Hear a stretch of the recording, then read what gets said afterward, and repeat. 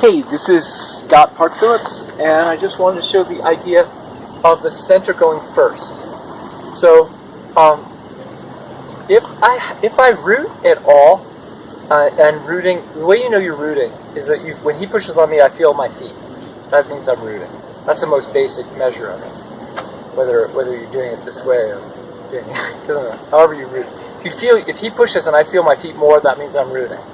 So, you don't want to root. And if you're rooting out and you're trying to exert some force, that means the force is going through your arm. Automatically, that's happening. And so in the internal martial arts, we want to completely stop doing that. No force through the arm, for instance here, because that's based on rooting. So when I stop rooting, now my arm is muscular, but it's quiet. I have no intent in the arm at all. My intent is big. It's really big. So what do I move first? Well, I move he's pushing on me, or he's connected to me. We're connected. Even if he connects very lightly, we're still connected. We're the hard soft, it doesn't matter. What I do is I move my center first. Because I'm not rooting, I move my center first. Do you see it affect him? It affects him before my arm goes. In fact, my arm doesn't even need to go. But once I've moved him, then my arm can go.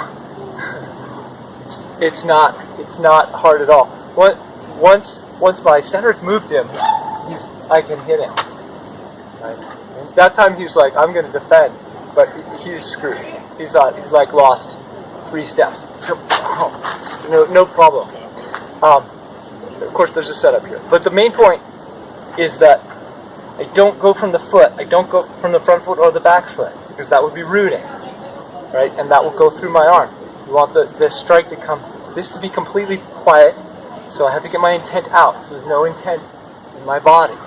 And then I move the center first to move him. You see, he moves first. He moves first.